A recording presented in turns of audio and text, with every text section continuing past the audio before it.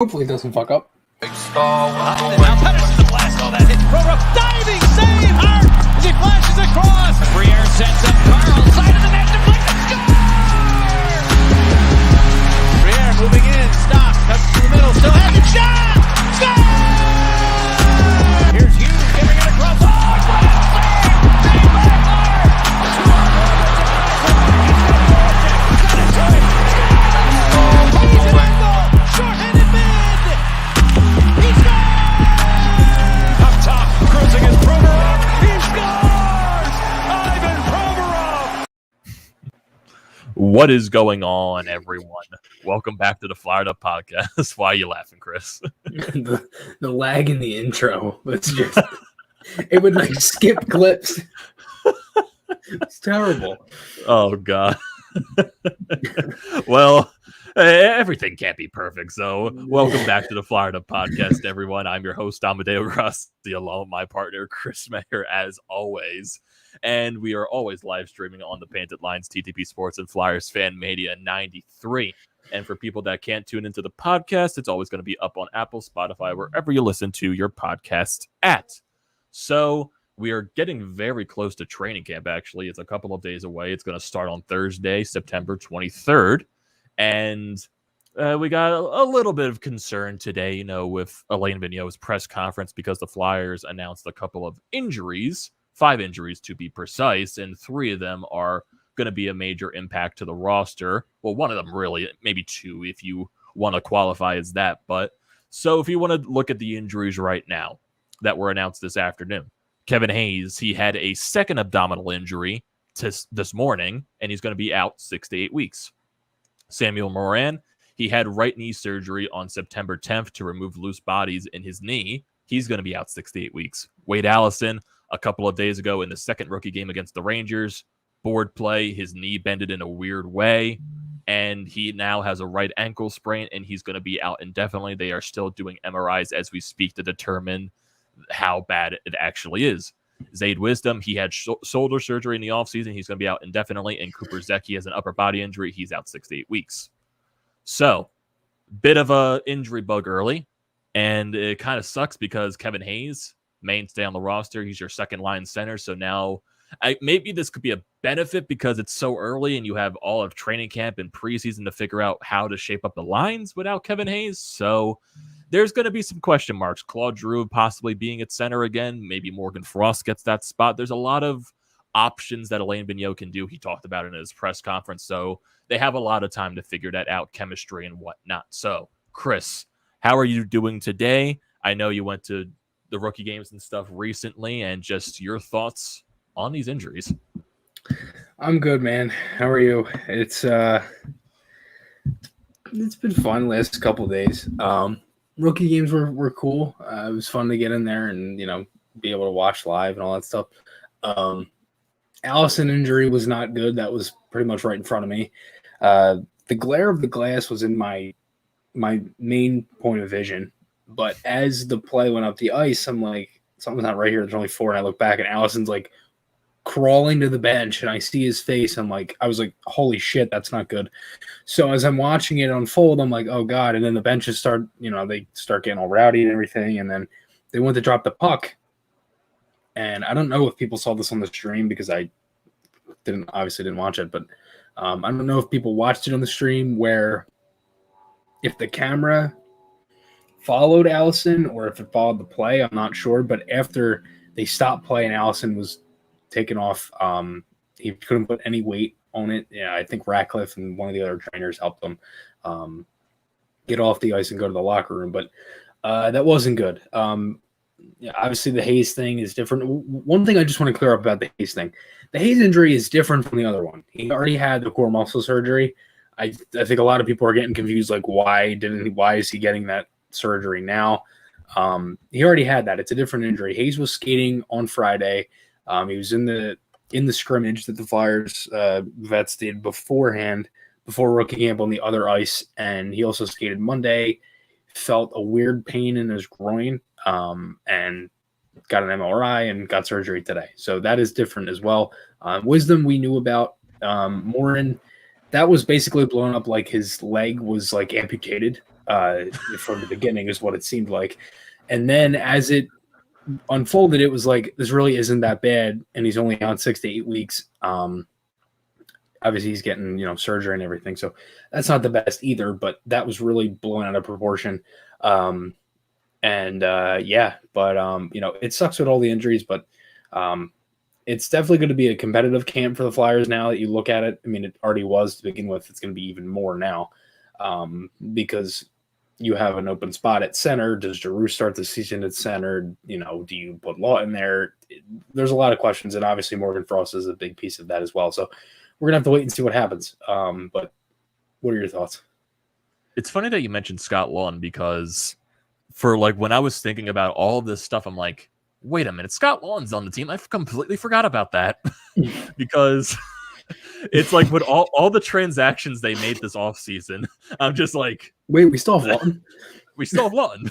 I'm just like, because I'm just like, I think about it. Can Lawton play second line center? But I'm thinking about this to myself as well, is that maybe Alain Vigneault doesn't want to put Lawton in that role just because I think Lawton at this point in his career knows what he is. He's a bottom six forward. He could play in the top nine, third line, fourth line. He could basically play wherever, and he's going to be that grinder. He can chip into the offense, but I don't think Alain Vigneault is going to want to make him play second line center. Mm-hmm. So I think it's still going to go to the situation where you look at Claude Giroux possibly playing that second line role, maybe in the center position until Hayes comes back. Maybe if Frost really proves himself this training camp, maybe that happens as a second line center role. But I don't think that's going to happen just because he hasn't played hockey in a while. And yeah, coming into training camp for Frost, this is probably going to be his biggest prove it year to make sure that he could be a mainstay on this roster. So honestly, for him, this opens up a big hole for him to really prove himself. Sadly, it's at the discount of Kevin Hayes, but you know what I mean. It's weird that now that I think about it, with the way that a lot of these guys played last year, a lot of the guys had down seasons. And when I look at it now, now with all the injuries and everything, I know we've done our lineups and what we think the opening night roster lineup will be, but I don't necessarily think you can guarantee really any guy that played bottom six or top nine, whatever, in that same spot. Maybe besides Giroux, Couturier, Farabee, you know what I mean? I think a lot of the guys, obviously your main guys, like I said, and then you can also throw guys like Atkinson and I can't think of any others right now, but I think there's going to be a lot of guys that you're Lindblom, for example. Could you right now put Lindblom in the top nine? Could you guarantee him a top nine spot? I think some of the guys are going to have to earn it. You know what I mean? I think it also opens up a top nine spot with Allison as well, because he most likely would have made the team out of camp. Yeah.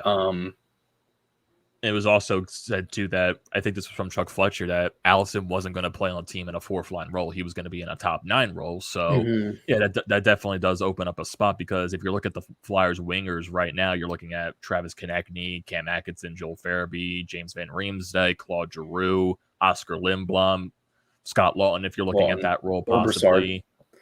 Or Broussard, you're looking at Nicolas Aube-Kubel. So there's a lot of options, and this team does. I think the benefit right now is this team has a lot more depth than it has in the past decade or so. So I guess that's somewhat the benefit here. It's going to be a difficult process for this team, but I think I'm also trying to look at the bright side on this too. Thank God this happened at the beginning of the season rather than halfway through or towards the end, so they can figure this out during training camp. So exactly. And that's the thing, I think for the Allison injury, those are tricky because you don't know what the timetable is, if it's bad, it could probably be Christmas. If it's okay, it's probably end of October, early November. And I saw Alex Alpiard kind of tweeted that, so I used that in my video. They're tricky to maintain and kind of look at, so you're gonna have to wait and see what happens there. For Hayes, I don't know if that's an injury where you could come back early. I guess it depends on how you kind of heal through that, and with the offense. It's the same situation that Giroux and Gostisbehere had so many years ago when they had the off-season core muscle surgery and they came back and they were never fully 100% until halfway through the season. So it's probably going to be somewhat related to that situation for Kevin Hayes, since actually at this point he's had 2 of those. This is his second form of that surgery. So it's probably even going to be more difficult for him to come back at full 100%. Most likely he probably won't even be 100% until maybe the end of the season, going towards playoff time, if that's where the Flyers are going to be at that point. So it's a weird situation. It's frustrating just because it's happening so early. And like you were talking about, Chris, this can open up a lot of other spots for people to make it at a training camp. And if you're looking at the top, the forward core right now, this is going to be huge, because you're losing Kevin Hayes. You're losing probably one of your top penalty killers, a guy that can play on the power play. He's your second line center. He can chip into the offense, maybe give you 50 points at least this season. So that's a big piece in your lineup that's missing. And the Flyers are definitely going to have to find a way to replace that on the second line. So is Giroux that option? Is Frost that option? But the offense is going to have a big task to start this season. And I think Sam Carchidi said for Kevin Hayes that he's most likely slotted back at the earliest November 2nd, and at the latest, I think the 13th or the 16th of November. I think that's where he's slotted to come back in that timetable. If he is 100%, which he's probably not going to be. Right. And But do you think that they might put Hayes on LTIR just to free some cap space? can they? Is it considered long term? 6 to 8 weeks, I would consider long term. I guess. I mean, I don't know if there's a rule with that, but they could. But then again, what do they do when he comes off? Yeah, what would they really use that cap for? I don't really think it's that long to where you know what I mean? It's not like it's a out for the year or 6 to 8 months kind of thing. I don't know. It's interesting though, because I could maybe see them doing it, but I don't know if they will. Yeah, it's always when you're looking at this injury, surgery, I say. I don't want to call it an injury because it's a surgery and he's going to be out for that time recovering from it. So there's so many options, I guess, they could do. And Alain Vigneault was talking about that. And so going into this training camp, I have the roster right in front of me. So I don't know, Chris, should I do this in the numerical order or just the order that they show it at the beginning of the thing? Because I'm not sure if I'm going to get really confused about reading this, or I'd go the numerical because it goes from Yandel to Ellis and you can kind of just pick it from there. Yeah, I guess I could do the numerical order. So if we're looking at the training camp roster right now, you have Keith Yandel, Adam Glendening, Travis Sanheim, Ivan Provorov, Travis Konechny, Kevin Hayes, who's probably not going to be in training camp anymore because of the surgery, Sean Couturier, Gary Mayhew, Scott Lawton, Oscar Lindblom, Nick Seeler, James Van Riemsdyk, Claude Giroux, Felix Sandstrom, Samuel Erston, Martin Jones, who got a new mask that just got revealed today, and it looks very, very nice, Linus Sandin, Nate Thompson, Cam York, and I like how they spell his full name, Cameron. I'm just used to calling him Cam York.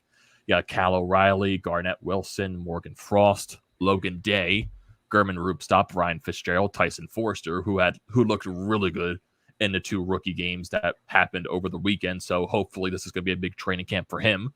Yeah, Yegor Zamula, Sam Moran, Samu Tuamala. And the thing with Tuamala is that they're looking most likely, is he going to play in the OHL or are they going to try to get him into the AHL this year? I think OHL. I just don't think his game's there yet.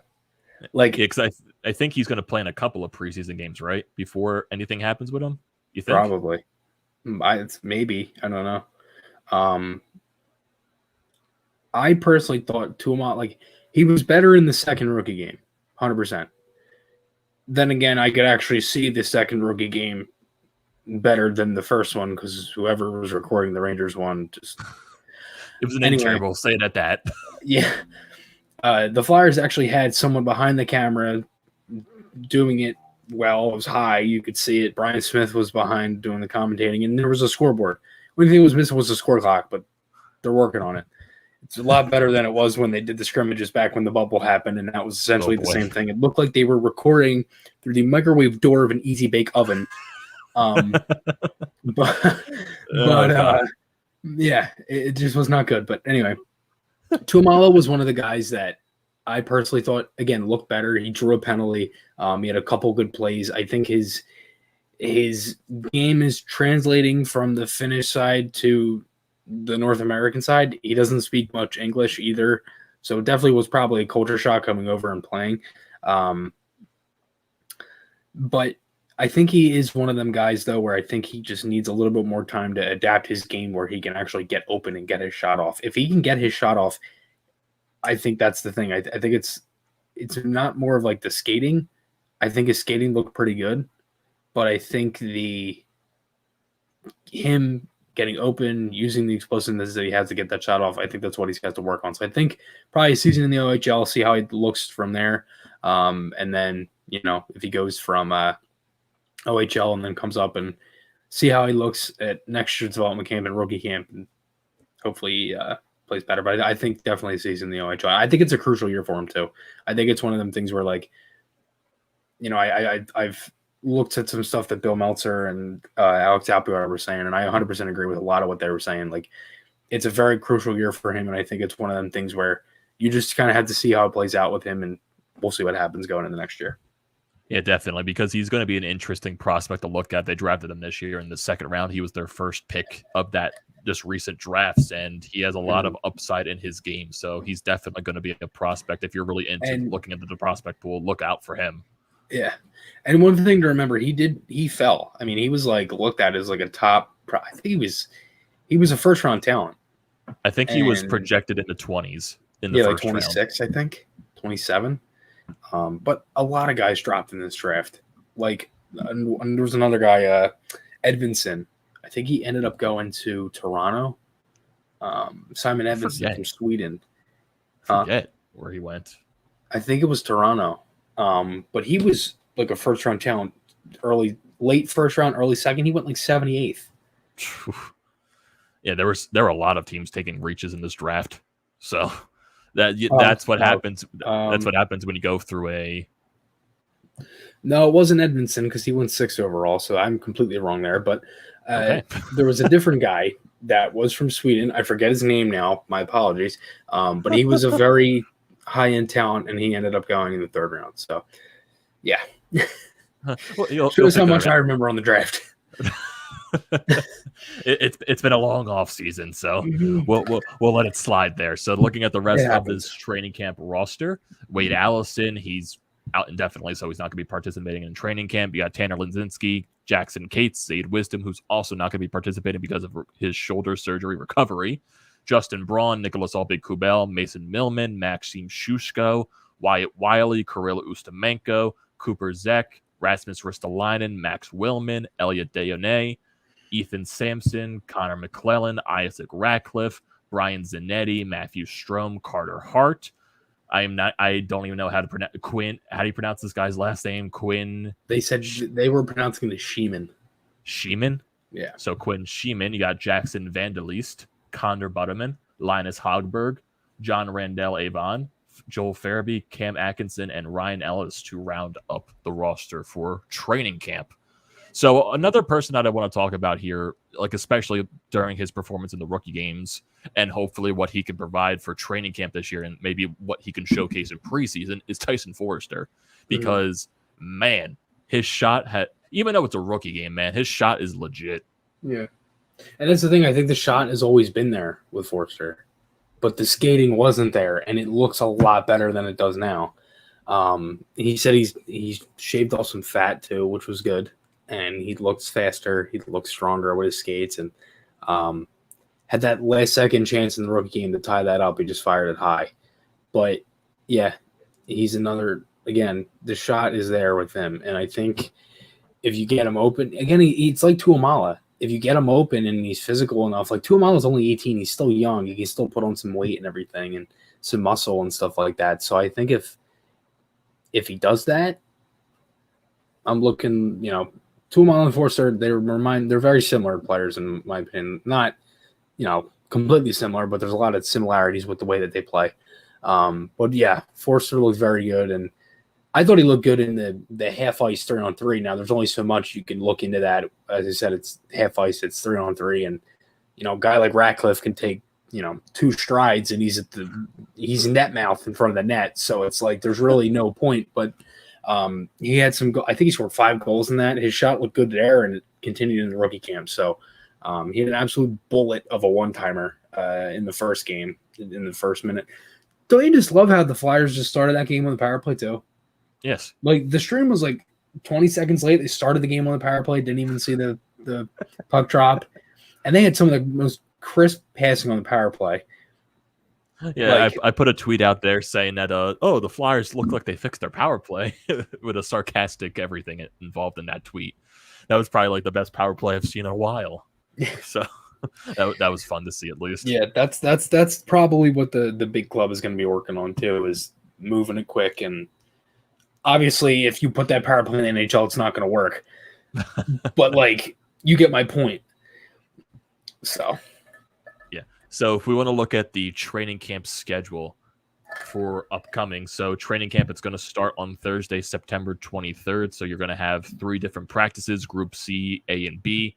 Group C starts at 8:30. Group A starts at 10, and then another one at 11 o'clock. And then Group B is going to have one at 1 o'clock and another one at 2. On Friday the 24th, Group C, once again, it's going to start at 8:30. Group B is going to have 3 different practice. Well, actually, for some reason, it says, okay, never mind. I read it wrong. So you're going to have a 10 o'clock practice and 11 o'clock practice for Group B. Then Group A, 1 o'clock and a 2 o'clock practice. Then for Saturday, Group C, 8:30 to 9:30. Once again, Group A, 10 and then 11 o'clock. Group B, 1 and 2. So basically, there's just basically the same amount of times. Then Sunday, Group C, 8:30 to 9:30. Then Groups A and B, they're going to have a scrimmage at 11 to 11:45. So both of those teams are going to practice on the different rinks, and then they're going to have a scrimmage at 11 o'clock. Same thing is going to happen on Monday, and then Tuesday, you're going to have the Group C. Then you're going to have another game between all the groups, and then you're going to have like a open ice skate from what it looks like right here. Wednesday, the 29th, is going to be a day off. And then Thursday is going to be the first. Well, actually, Tuesday is going to be the first preseason game at home against the Islanders. Thursday is going to be the second one in Boston. And then you're going to like the rest of the preseason schedule. Saturday against Washington at home. Monday, the 4th of October against Boston at home. Then you got Tuesday, the 5th in New York to face the Islanders. And you got to finish off the preseason Friday, the 8th against the Washington Capitals. So when you get into the end of the training camp schedule, it's basically just practices just to prepare for the preseason games that are upcoming. So the last day of preseason, well, training camp looks like it's going to be October 8th. And then basically that next week is going to be the start of the regular season, which is going to be very exciting because it's very, very close. And some other things, I guess, that you can talk about in the upcoming of the regular season. So I think ESPN and TNT like finally revealed like their schedules finally for like what games are going to be on national television. I think the Flyers have 4 or 5 games possibly on ESPN/ABC. Pittsburgh, Washington, St. Louis, and Chicago are the teams they play on national. Yeah, I do think they have one ESPN Plus/Hulu exclusive game, if I'm not mistaken. And I think that's the Washington one. Yeah, and I think for TNT/TBS, I think they're using TBS this year. I think the Flyers might have like 2 or 3 games on that station. Yeah. And I think there's like one like during the middle of the season. I think one of them is against the Islanders, which is more towards later in the season. So they're not going to be on national television as much as they were when it was NBC, but they're still going to have their appearances on national television. I think every team has national games, which is cool. Yes. Like, I think Arizona has a national televised game for the first time since, the bubble. But prior to that was what, 2012 probably? Probably. I don't remember the last time the Coyotes were on NBC. That's what I like what ESPN and TNT are doing. They're trying to showcase every game, every team possible at least. And I think that the Flyers have an ABC game against the Carolina Hurricanes, which is like, okay, that's an odd matchup for a nationally televised game. Maybe it's the Black Friday game. Maybe that's why. No, I think it's a Sunday game that they're playing the Hurricanes. I think it's a Sunday. I could be mistaken about that, but I do feel like it's a Sunday from what I read.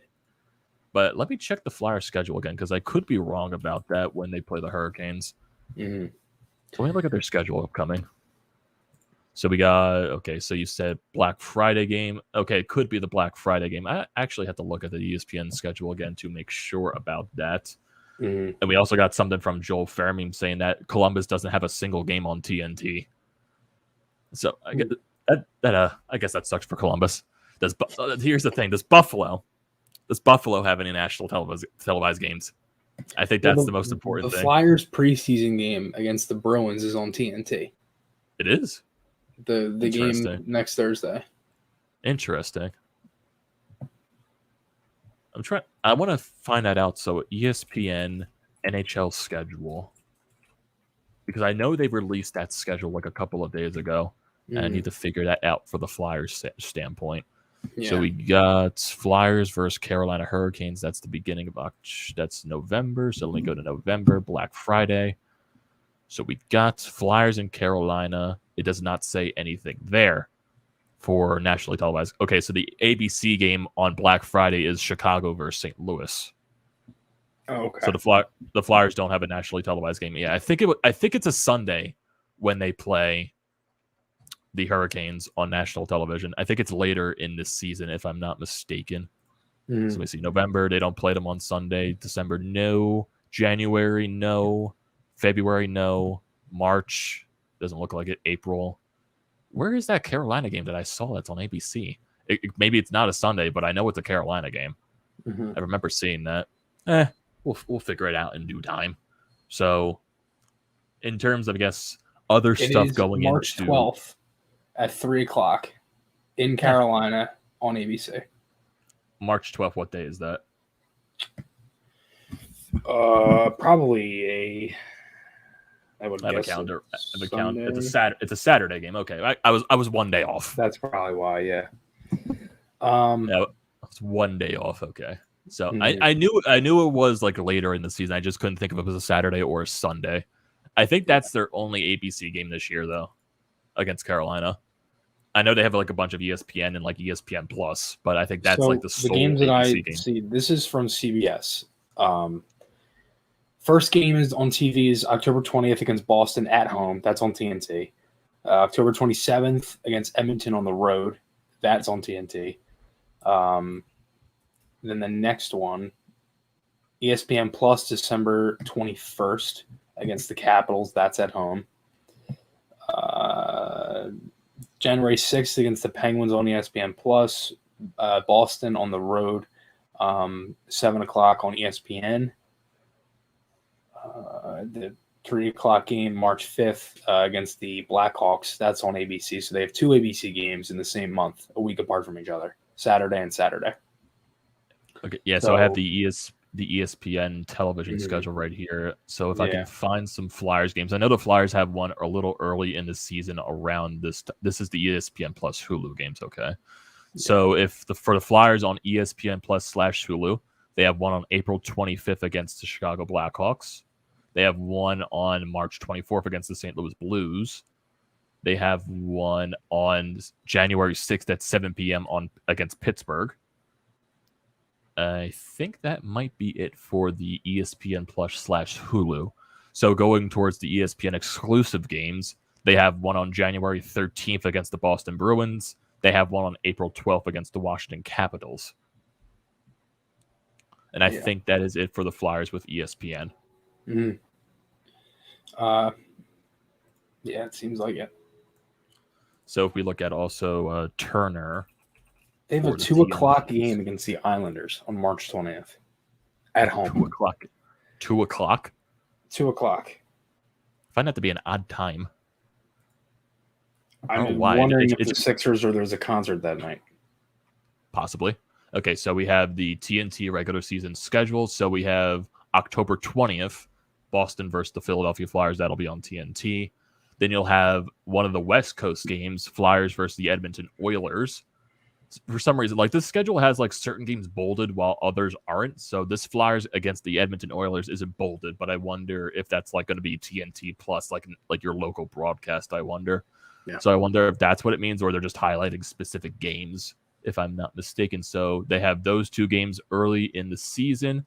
They won't have one in November. They don't have one in December. It looks like in January, it doesn't look like they have one. February does not look like they have one. March, they have one on Sunday, March 20th, like you just said, Chris, against the New York Islanders. Yeah. And they have one at the last. This might be the last game of the season against the Pittsburgh Penguins, Sunday, April 24th at 4 p.m. So they have a couple of TNT games, which is nice to see. The last game this season is April 29th against Ottawa at home. Okay, so it's a Pittsburgh game. It's the last week of the season. Okay. Mm-hmm. Yeah, the last national game that they are on is April 25th against Chicago, in Chicago, at 8:00. Okay. Yeah, Joel Fairman just posted that Flyers have in total 13 nationally televised games. Mm-hmm. Yeah, so basically around the average. Yeah. Yeah, it's a big market. Yeah, and I think that's what's going to help too. That's what's going to help too with the NHL this year, having two different networks instead of just the one NBC. Well, three now. Really. You have ESPN, you have TNT, and you have ABC, and then Hulu. Yeah, true. Really, you have four. ESPN but Hulu's Plus more for the streaming. Mm-hmm. So that's gonna be weird. Like I know some people are not going to have these streaming services like ESPN Plus and Hulu. Like I know that's like going to be a little bit difficult. Like when some of those games are exclusive to those networks, like for streaming. Like I know that's going to be like a weird process to figure out, but it's going to be it's going to be interesting. We also got Timmy Flyers guys asking what happens to Jim Jackson. Nothing happens to Jim Jackson. The Flyers are still going to have their local broadcast on NBC Sports Philadelphia. It's just NBC Sports Network that's getting discontinued, not the local networks. Yeah, well, like Washington, Chicago, California, and Philadelphia are also going to be the same. Yeah. Yeah, so you don't have to worry about anything with the local broadcast. They basically just swapped with they just swapped the ESPN and TNT for this season. That's going to be the contract for a while, for the next 7 years, I believe. So it's going to be a lot of good press for the NHL, at least. They're going to make a lot of money off this contract. They're going to get a lot of good, hopefully better ratings than what they had on NBC. So that's going to be something good to watch as well. And with the Winter Classic this year, all the outdoor games. So there's going to be something interesting there. Also, you see the Heritage Classic announcement between the Buffalo Sabres and the Toronto Maple Leafs? Yeah, I'd say it'll be a good game. I think I guess Buffalo's a weird choice. I don't know why. It's a little odd, but okay. The one I'm really excited for is Nashville Tampa. That Stadium Series game in the Titans Stadium is going to be badass. That is going to be cool. I think it's going to be for the Heritage Classic. It's going to be Buffalo is going to be the first non-Canadian team to participate in a Heritage Classic, which is a little weird because it's usually the Heritage Classic was exclusive to the Canadian teams, but I guess they're trying something different. Yeah, they're trying. I guess Buffalo's like right on the border of Canada, so I guess maybe it counts. But and also I guess to talk a little bit about those outdoor games, because the St. Louis Blues and the Minnesota Wild announced their Winter Classic jerseys, I think a week and a half ago, maybe a week ago. So why not talk about those for a little bit? Because there's some. I think the Blues have a really nice jersey, to be honest. But I think there's mixed opinions about the Wild jerseys. I think they're starting to grow on me. I just think there's a little too much striping on it, but it is what it is. So if I can find a good picture of both of them, maybe I'll just go to the NHL.com web store or whatever it is. So let me go here. Let me put the screen up. Hopefully my thing doesn't lag. So let me get this here. Let me put that there.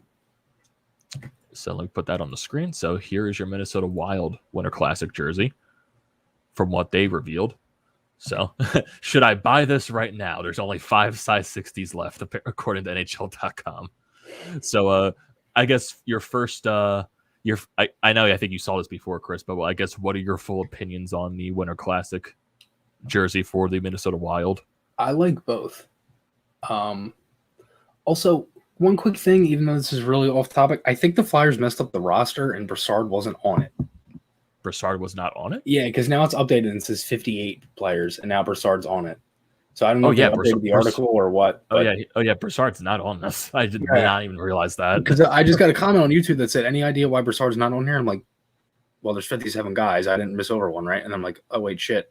Anyway, that's completely different. I like this jersey. I don't understand the line in the under the NHL logo. I really not too sure why that's there. If you honestly switch that and you literally move that up and connected that with the red on the shoulder, that would have looked sick. If you connected it and you maybe made the collar, you kept that green and then maybe moved that down, that might have looked a little bit better. I'm not too sure, but I think the one problem people have with this jersey is the elbow patches. I was just going to get into that. The elbow patches, they look very weird, but they might look better with the gloves. So maybe that's why I like the brown pants too. And I'm assuming that probably Talbot or Kokkonen, whoever plays that, is probably going to have brown pads, which would look sick with the green jersey. That's a possibility. We'll see. So let me bring up the St. Louis Blues Winter Classic jersey because I think that is the Blues one is really nice. So I like the Blues because they're simple, but then again I don't at the same time because they always have this it's just like I like it because it's like the cream color. Yeah. Yeah, so they're throwing it back to their first. It's basically if you see the blue jersey right here, it's basically the other version of that blue jersey. So I do like what and you can kind of see in the logo. It's that felt material that most Winter Classic jerseys have, which I do like what they do with. I'm sure Shannon's going to break that down on the Hockey Guy. I think he already has on that logo, man. He probably has, which is he's done it before with the Reebok. He did it when the last time the Blues were in the Winter Classic. Yeah. So yeah, those are your Winter Classic jerseys there. So always nice to see some Winter Classic jerseys. Mm-hmm. So the other teams didn't announce their jerseys for the Heritage or the. No, I don't think they have. You know, with the Stadium Series, you're going to have like these weird ass designs like they always do with the Stadium Series. So you're definitely going to be expecting something there with the Heritage Classic. I don't know what more Toronto can do, honestly. They've been in so many outdoor games. Are they just going to do something completely different, or are they going to go throwback? They literally, honestly, should just go with the plain jersey with the old logo. That would look so cool. And the Sabres should do the same thing. I kind of want them to bring back one of the other white jerseys that they had because I really like this Toronto jersey. I have to pull it up right now because it's a really nice jersey. Maple Leafs alternate jersey. There was a jersey they wore a lot during the. It's this jersey right here.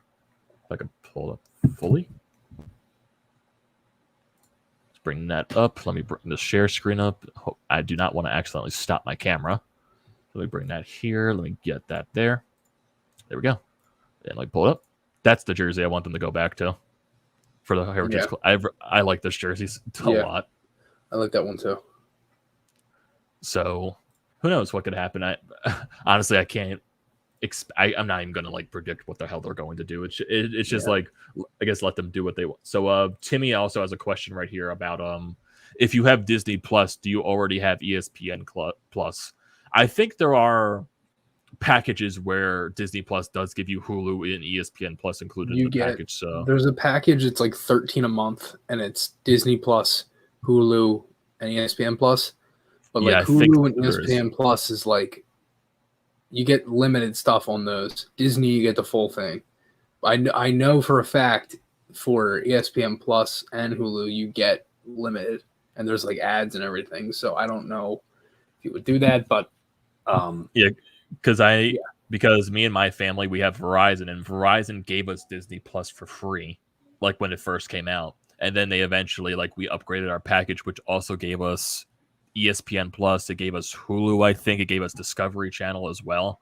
So we have all those packages. I do think, like what you said, Chris, I think there is a package that gives you all three of those, but I think it's it's what you said. It's limited to what you have with ESPN Plus and Hulu. Yeah. And then we have Sean Fitzpatrick saying he just got on. What happened to Hayes? So Hayes is going to have he's having abdominal surgery. So it's not the same surgery that he had during the offseason. It's completely different. So he's going to be out 6 to 8 weeks. So the Flyers are going to have to look to replace that. Sean, when I was at Rookie Game Friday, he was skating in the little scrimmage that the Flyers had beforehand. And when I say little, I don't mean it like that. I mean like it was an actual up pretty high pace to it. It just was, a shorter scrimmage that they had on the other side. He was in that, and then Monday he was skating, said he felt like a pop or like a weird feeling in his groin. MRI today, surgery today, so he's out 6 to 8 weeks, abdominal surgery. So it sucks and opens up a new spot, bigger compete level at camp, so we'll see what happens. We got Guido Valenti saying, given, I guess, the options for centers at this point, Linzinski, Lawton, Giroux, Brassard, Frost, Rubstov, Coots, Thompson make the choices. So I think basically it's going to be between Claude Giroux, most likely Scott Walton, and I would assume Morgan Frost. That's what I think Two is of going to these are happen. set in stone. Yeah. Coots and Thompson. Yes. You know where they're going to play. They're not going to play anything lower or higher. That's that.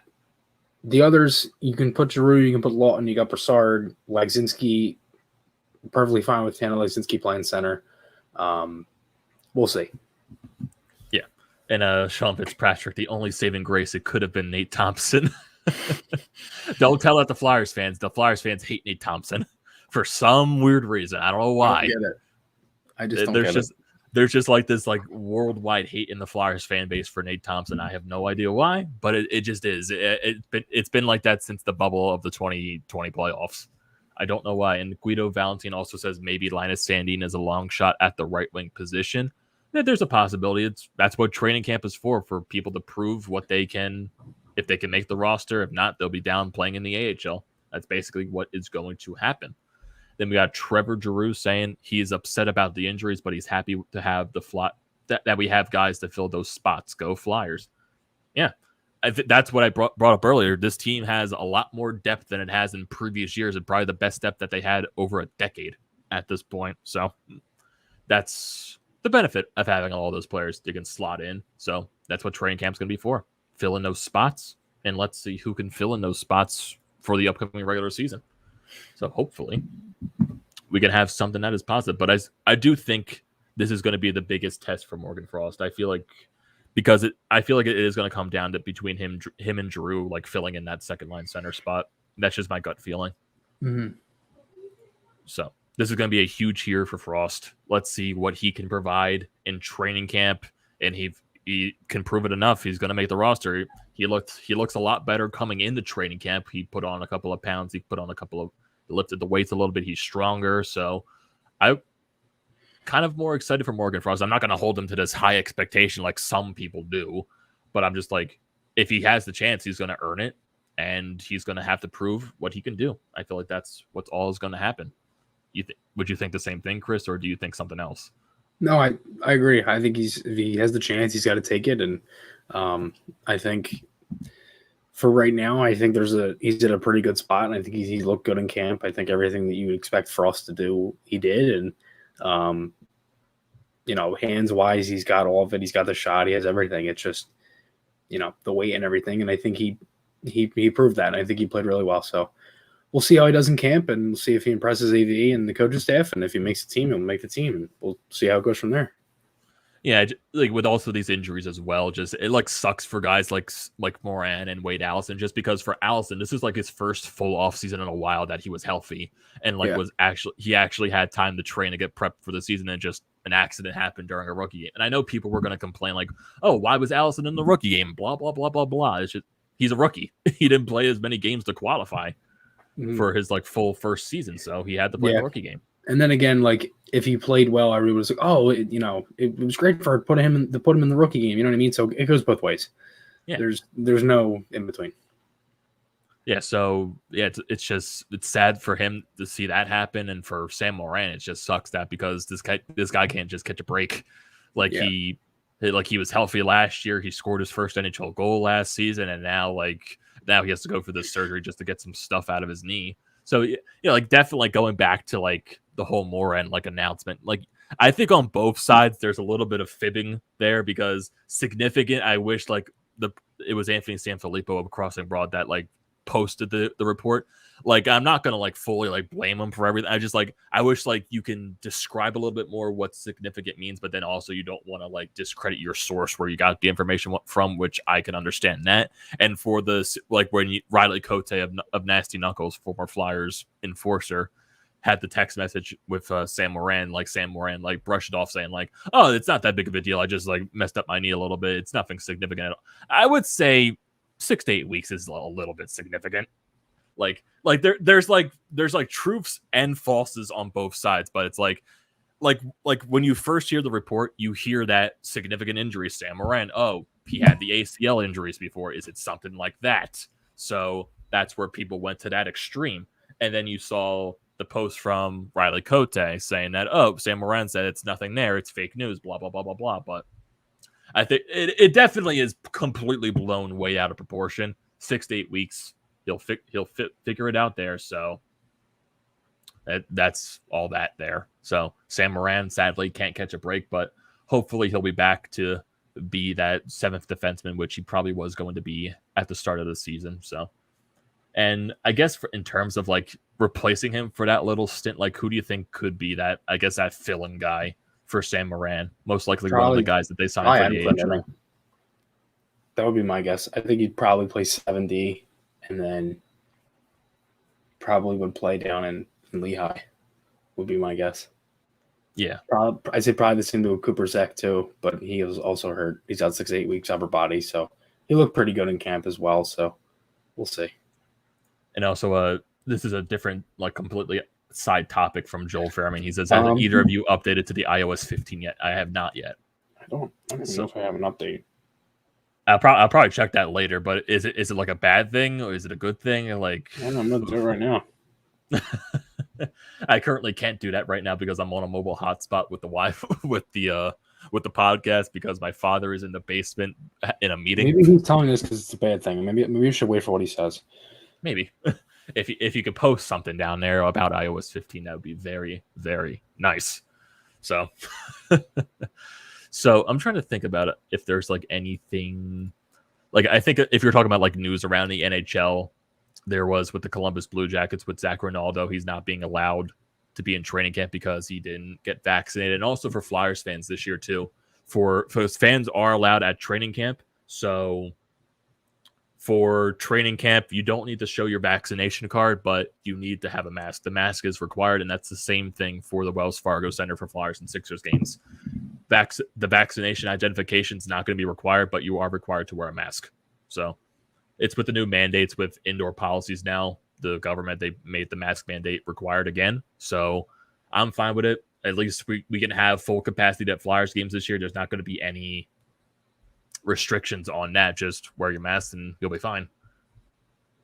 So honestly, I just can't wait for the first game. It's like, it's so close because I just you got preseason next week. You got all camp this week and then preseason games and it's gonna be fun. I'm excited. I'm just so tired of watching the Phillies. I'm so tired of like I have Eagles on the side, so I can at least enjoy that. But like I'm just like, there's too many Phillies games that they just make me frustrated. Like I love watching Bryce Harper, and I believe he's going to win the MVP. But the Phillies, the entire team, he doesn't have a team around them. Yeah, it's just like I feel bad for this man. This man is carrying this team on his entire back, and on games where sadly, he's not going to do everything. And there's going to be games where he goes hitless or he's not an impact in the game at all.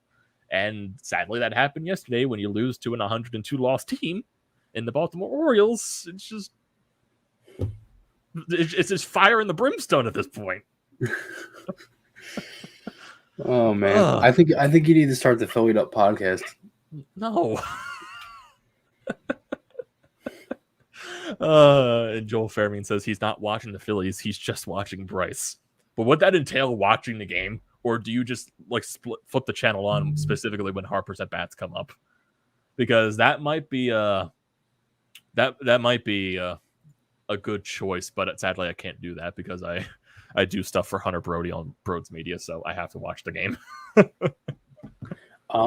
Luke in the chat, I will be at camp. I don't know what days, but I'm pretty sure on some of the days, not 100% yet, but I will be at camp. Yeah, I'm definitely going to try to make camp for at least one of the days this weekend, hopefully. It's just all depending on scheduling and stuff like that, but I definitely want to go experience training camp this year just because we haven't – it's just been a while since we couldn't do it last year with everything with COVID related to that. So basically it's been, 2 years since like an actual full-fledged training camp. So I guess I guess our final send off for this episode of the podcast, it's probably not going to be a Flyers question. This is going to be a Phillies question because why not? I have Phillies on the mind. They're not making the playoffs if that's what you're asking.